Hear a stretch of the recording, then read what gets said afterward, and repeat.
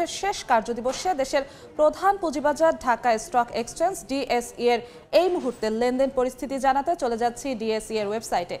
দর্শক, গত সবগুলো কার্যদিবসে এই সপ্তাহের কিন্তু দেখা গিয়েছিল দিন শেষ হয়েছিল নিম্নমুখী প্রবণতা দিয়ে, এবং গতকালকেই কিন্তু 2 সূচকে ঊর্ধ্বমুখী প্রবণতা ছিল এবং 1 সূচকে DS30 সূচকে ছিল নিম্নমুখী প্রবণতা, এবং আজকে এই মুহূর্তে ঢাকার পুঁজিবাজারে 3 সূচকেই কিন্তু নিম্নমুখী প্রবণতা দেখা যাচ্ছে।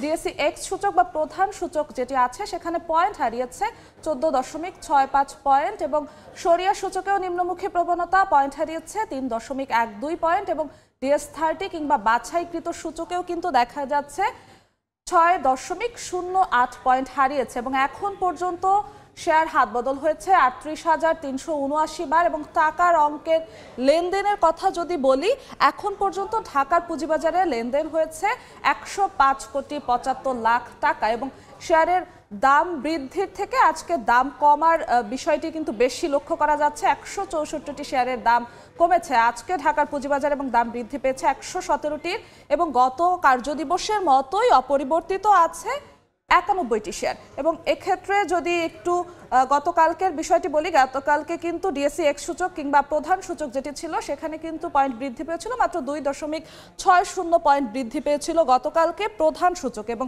সরিয়া সূচকেও পয়েন্ট বৃদ্ধি পেয়েছিল, সেই পয়েন্টের পরিমাণ ছিল 8.59 পয়েন্ট, এবং গতকালকে DS30 সূচকে পয়েন্ট হারিয়েছিল 8.26 পয়েন্ট, এবং টাকার অঙ্কে গতকাল কিন্তু লেনদেন হয়েছিল ঢাকার পুঁজিবাজারে 393 কোটি টাকার মতো, এবং শেয়ার হাতবদল হয়েছিল 1,38,600 বার, এবং আজকে এখন পর্যন্ত সকাল থেকে উত্থান এবং তারপর উত্থান পতনের মধ্য দিয়ে কিন্তু লেনদেন চলছে ঢাকার পুঁজিবাজারে। এখন পর্যন্ত লেনদেনের ভিত্তিতে কোন কোম্পানিগুলো এগিয়ে আছে লেনদেনের দৌড়ে, সেই চিত্রটা যদি দেখি, 1 নম্বরে আছে বেক্সিমকো ফার্মা।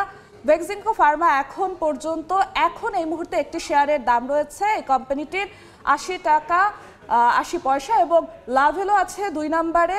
লাভেলোর একটি শেয়ারের দাম এই মুহূর্তে রয়েছে 89 টাকা 90 পয়সা, এবং 3 নম্বরে আছে ব্যাংকিং খাতের একটি কোম্পানি মিডল্যান্ড ব্যাংক। সেই মিডল্যান্ড ব্যাংকের একটি শেয়ারের দাম রয়েছে এখন 34 টাকা 90 পয়সা। তো এই ছিল মূলত বলা যায় যে শেয়ার বাজারের আজকের আপডেট, এবং এখন পর্যন্ত দেখা যাচ্ছে 2 সূচককে কিন্তু সকালের দিকে ঊর্ধ্বমুখী প্রবণতা দেখা দিয়েছিল, কিন্তু এখন পর্যন্ত এই মুহূর্তে 3 সূচকেই কিন্তু দেখা যাচ্ছে নিম্নমুখী প্রবণতা। তো এই ছিল ঢাকা স্টক এক্সচেঞ্জের সর্বশেষ আপডেট।